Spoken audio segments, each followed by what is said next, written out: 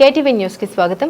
రైల్వేలో ఉద్యోగాలు ఇప్పిస్తామని చెప్పి తమ వద్ద నుండి 34 లక్షల రూపాయలు తీసుకుని మోసం చేశారని రిటైర్డ్ బ్యాంక్ ఉద్యోగి రవిచంద్ర ఆవేదన వ్యక్తం చేశారు. సిపిఐ నాయకులతో కలిసి కడప ప్రెస్ క్లబ్ లో ఏపీజీపీ రిటైర్డ్ ఉద్యోగి రవిచంద్ర మీడియాతో మాట్లాడారు. తన రిటైర్డ్ బెనిఫిట్స్ తో కూతురు కొడుకు పెళ్లి చేయాలని మ్యారేజ్ బ్యూరో కలవక వారు ఉద్యోగాలు ఇప్పిస్తామని వ్యవహాను అభినవ్ సింగ్ అనే వ్యక్తిని పరిచయం చేయడం జరిగిందని తెలిపారు. సికింద్రాబాద్ రైల్వే స్టేషన్ లో ట్రైనింగ్ అని చెప్పి కొన్ని రోజులు వచ్చే పోయే రైళ్ల నెంబర్స్ రాసుకోమని చెప్పడం జరిగిందని తెలిపారు. వారు ఇచ్చిన అపాయింట్మెంట్స్ ఆర్డర్ తీసుకొని ఢిల్లీలో చూపించగా ఇవి నకిలీ అపాయింట్మెంట్ ఆర్డర్స్ అని రైల్వే అధికారులు చెప్పడంతో తాము మోసపోయామని అర్థమైందని అన్నారు. పోలీస్ స్టేషన్ లో కేసులు పెట్టడం జరిగింది. పోలీస్ అధికారి ఉద్యోగాలు ఇప్పిస్తామని చెప్పి మోసం చేసిన మోసగాళ్లకు అరెస్టు చేసి తమకు న్యాయం చేయాలని కోరారు.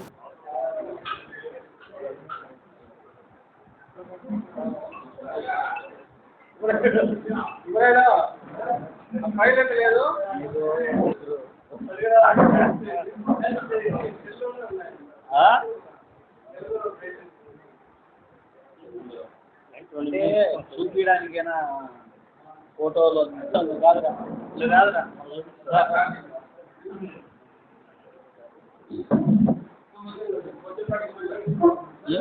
స్పీకర్ల సమావేశంలో నాతో పాటు రవిచంద్ర నవీకోట, మా పార్టీ జిల్లా కార్యవర్గ సభ్యులు వేణుగోపాల్ గారు, అదేవిధంగా బాదుల్లా గారు, ఏఐవైఎఫ్ జిల్లా అధ్యక్షుడు పి ప్రభాకరు ఫకీరప్ప ఈ సమావేశంలో పాల్గొంటా ఉన్నారు. మీడియా మిత్రులకు నమస్కారం. ఈరోజు సమావేశం ఏర్పాటు చేయడానికి ప్రధానమైనటువంటి కారణం, రైల్వేలో ఉద్యోగాలు ఇప్పిస్తామని 34,50,000 రూపాయలు కొల్లగొట్టి నిలువున మోసం చేసినటువంటి ఉదంతాన్ని వెలుగులోకి తీసుకురావడానికి మేము ముందుకు రావడం జరిగింది. కడప ఏపీజీబీలో పనిచేసేటువంటి ఒక రిటైర్డ్ ఉద్యోగి తన రిటైర్మెంట్ బెనిఫిట్స్ అన్నీ బంగారు మొత్తం తాకట్టు పెట్టి తీసుకొచ్చినటువంటి 34,50,000 రూపాయల అక్షరాల తను అనారోగ్యం ఉండడం వల్ల పిల్లల పెళ్ళిళ్ళు, ఉద్యోగాలు అనేటువంటి ఆలోచన నుంచి పక్కా ప్రణాళికతో యోహాన్ అనేటువంటి వ్యక్తి, అభినవ్ సింగ్ అనేటువంటి ఒక వ్యక్తి ద్వారా స్థానికంగా ఒక శ్రీనివాసులు అనేటువంటి మరో వ్యక్తితో కలిసి యోహాన్ వాళ్ళ సిస్టరు కుమారి అలియాస్ వాణి వీళ్ళందరూ కలిసి కుట్రపూరితంగా స్కెచ్ చేసి ఈ రవిచంద్ర అనేటువంటి వ్యక్తి దగ్గర డబ్బులు ఉన్నాయని పసిగట్టి మొత్తం డబ్బులు కొల్లగొట్టి ఆయన్ను నిలువున మోసం చేయడమే కాకుండా నకిలీ పత్రాల పేరుతో ఇవాళ తీవ్రమైనటువంటి మోసానికి ఒడిగట్టినటువంటి ఘటన పైన ఎస్పీ గారిని కలిసిన తర్వాత తాలూకా పోలీస్ స్టేషన్లో వాళ్ళపైన కేసు నమోదు చేయడం జరిగింది. ఈ సందర్భంగా కడప నగరంలో ఏపీజీపీలో పనిచేసేటటువంటి రవిచంద్ర అనేటువంటి ఉద్యోగి తనకు కోవిడ్ టైంలో కోవిడ్ బారిన పడి తర్వాత కూడా పెరాలసిస్ సోకి అనారోగ్యానికి గురైనటువంటి నేపథ్యంలో ఇద్దరు, ఒక పెళ్ళిడికి వచ్చినటువంటి కొడుకు, పెళ్ళిడికి వచ్చినటువంటి కూతురు, ఇద్దరు యొక్క భవిష్యత్తు ప్రశ్నార్థకం అవుతుంది, నేను ఎక్కడ చనిపోతాను అనేటువంటి ఒక అభద్రతా భావం నుంచి తనకున్నటువంటి బెనిఫిట్స్ ఏవైతే డబ్బులు ఉన్నాయో ఆ డబ్బులన్నీ కూడా ఖర్చు పెట్టి పిల్లల పెళ్ళిళ్ళు, ఉద్యోగాలు అనేటువంటి ఆలోచన ప్రకారము ఆలోచన చేస్తున్నటువంటి నేపథ్యంలో పెళ్లి చూపుల కోసము అని చెప్పి ఒక మ్యాట్రిమోనీ దగ్గరికి పోతే అతను శ్రీనివాసులు అనే ఆ విలేకరి అవతారం కూడా అప్పుడప్పుడు ఎత్తేవాడు. అతని దగ్గరికి పోతే అతను తనకు తెలిసినటువంటి యోహాన్ అనేటువంటి వ్యక్తి దగ్గరికి పోతే ఉద్యోగం ఇప్పిస్తాడని చెప్పి ఆయన చెప్తే, యోహాన్ అనేటువంటి వాడు ఇప్పటికిప్పుడు 19 లక్షలు నాకు ఫోన్పే ద్వారా, నెఫ్ట్ ద్వారా అమౌంట్ ట్రాన్స్ఫర్ చేస్తే నేను పైన మాట్లాడతాను, బ్యాక్ డోర్లో ఉద్యోగం వస్తుంది అనేటువంటిది.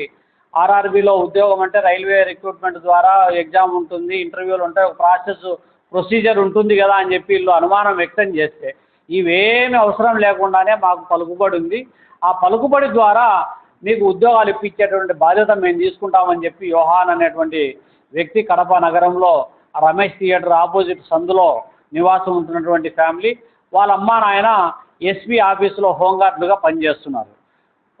అతను వీళ్ళ దగ్గర డబ్బులు తీసుకొని తర్వాత గట్టిగా ఒత్తిడి చేస్తే మాకు అపాయింట్మెంట్ ఆర్డరు లేదు, ఏమీ లేదు, మీకు డబ్బులు ఇచ్చినాము, మాకు ఇంతవరకు ఎలాంటి చర్యలు లేదని అంటే దానికి వాళ్ళ కొంతమంది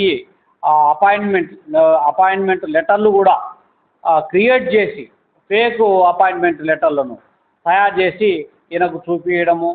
పైగా వాళ్ళ అక్క కుమారి అనే ఆమె అలియాస్ వాణి అనే ఆమె పేరుతో కూడా ఒక అపాయింట్మెంట్ లెటర్ సొంతం మా అక్కకే నేను అపాయింట్మెంట్ లెటర్ కూడా ఇప్పించిన చూడు అనేటువంటిది, ఆమె కూడా నాకు అపాయింట్మెంట్ లెటర్ ఉంది అని చెప్పి ఆమె కూడా నమ్మబలికి, ఇదంతా జరిగిన తర్వాత అపాయింట్మెంట్ లెటర్లతో పాటు ఒక 3 మాసాల పాటు సికింద్రాబాద్ రైల్వే స్టేషన్లో ట్రైనింగ్ ఇప్పించడము, అక్కడ మాకు ట్రైనింగ్ సెంటర్ లాగా అంత పక్కా స్కెచ్ లాగా ఆడ ట్రైనింగ్ ఇప్పించడం, తర్వాత ఢిల్లీలో రైల్వే హాస్పిటల్లో మెడికల్ టెస్టులు కూడా చేయించడము, మెడికల్ సెలెక్ట్ అయినావని చెప్పి చెప్పడము.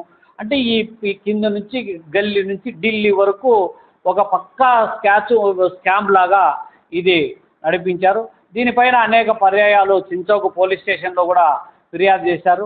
అక్కడేమో వాళ్ళు విచారణ జరిపించి ఇది మా పరిధిలోకి రాదని చెప్పి అక్కడ చేతులు ఎత్తేస్తే చివరకు నంద్యాల ఈ అభినవ్ సింగ్ ఇక్కడే కాకుండా ఇంకా ఎక్కడెక్కడో ఇవన్నీ స్కాములు చేసినట్లు నంద్యాలలో కూడా కేసు నమోదైతే అక్కడికి కూడా వీళ్ళు పోయి వచ్చినారు.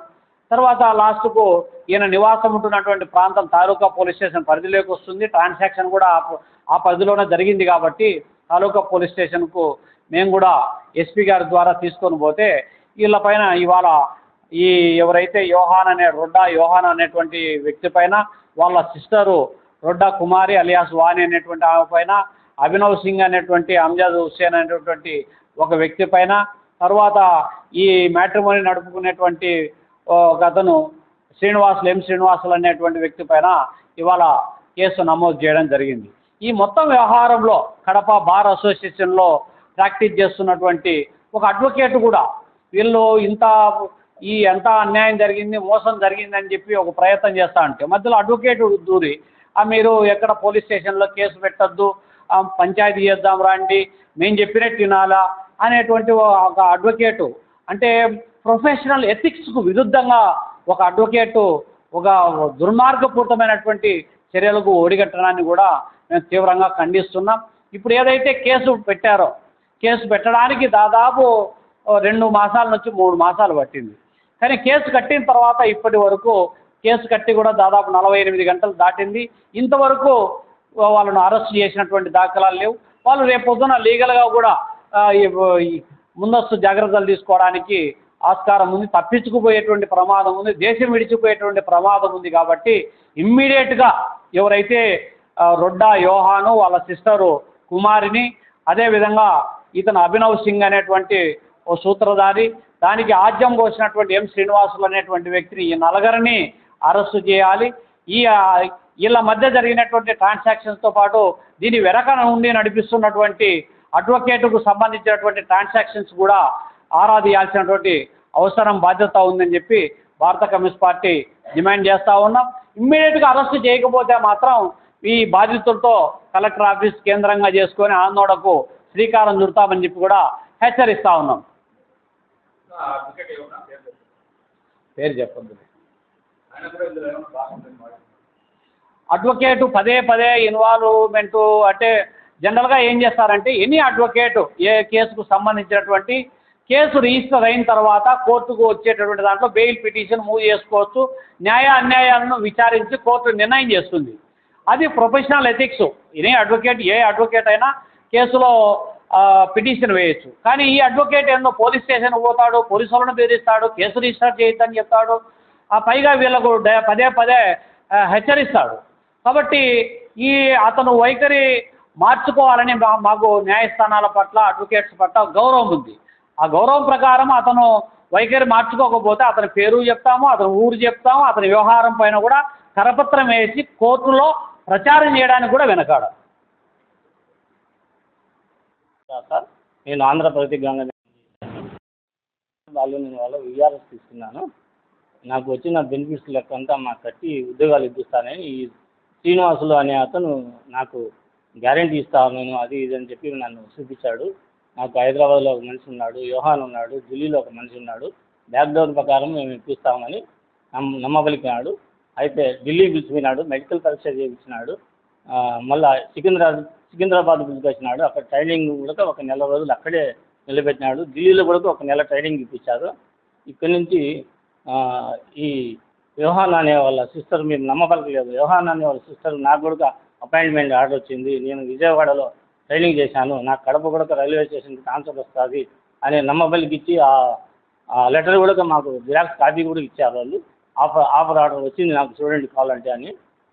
ఆఫర్ ఆర్డర్ మీకు కూడా ఇప్పించినారు కూడా. కానీ అది జాయిన్ కావడానికి సికింద్రాబాద్ పోతే అది ఫేక్ అని తేలింది. తేలిన తర్వాత మేము గట్టిగా అడిగే లోపల ఫోన్ స్విచ్ ఆఫ్ చేసి దొరకకుండా తిరుగుతాం వీళ్ళిద్దరు. అందుకు గాను మేము పోలీస్ స్టేషన్ను ఆశ్రయించినాము.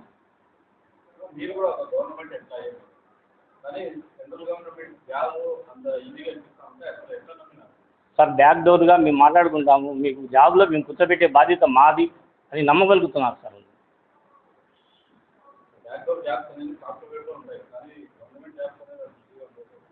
మామూలుగా మేనేజ్మెంట్ కూడా కింద మాకు డిపో మేనేజర్లకు అట్లా కేటాయిస్తారు, కొన్ని 5 జాబ్స్ అట్లా ఉంటాయి. దాంట్లో మేము కేటాయించుకుంటాము, మేము మాట్లాడుకుంటాము అనేట్టున్నారు సార్. అసలు సికింద్రాబాద్ డిఆర్ఎం ఆఫీసులని కూర్చోబెట్టినారు సార్ నాకు. నేను 34,50,000 సార్.